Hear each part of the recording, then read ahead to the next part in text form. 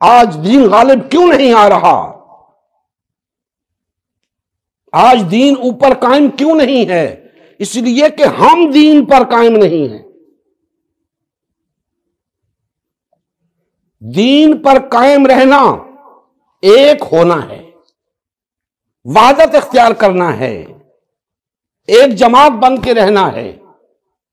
جب تک یہ نہیں تو ہم دین پر قائم نہیں۔ تو جو لوگ دین پر قائم نہیں، ان سے کیا توقع کی جائے کہ وہ دین کو قائم کریں گے؟ ہو نہیں سکتا۔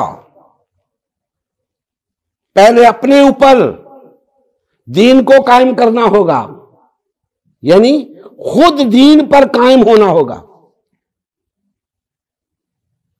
اور اپنے اندر اقامت دین یہ ہے کہ یہ جتنی جماعتیں اس وقت موجود ہیں اقامت دین کی بات کر رہی ہیں، غلبہ دین کی بات کر رہی ہیں، نظام مصطفیٰ کی بات کر رہی ہیں، اللہ کے دین کو تخت پر لانے کی بات کر رہی ہیں، یہ سب ایک ہو جائیں۔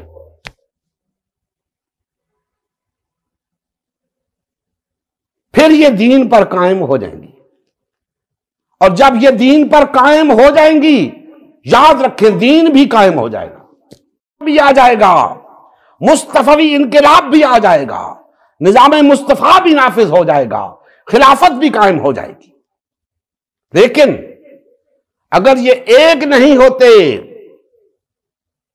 تو کبھی بھی اللہ کا دین غالب نہیں آئے گا، کبھی بھی خلافت قائم نہیں ہوگی، نہ اللہ کا دین تخت پر آئے گا۔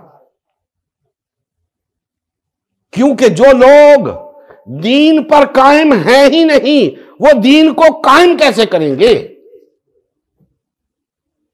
جو آج دین پر قائم نہیں، وہ کل دوسروں پر دین کو کیسے قائم کریں گے؟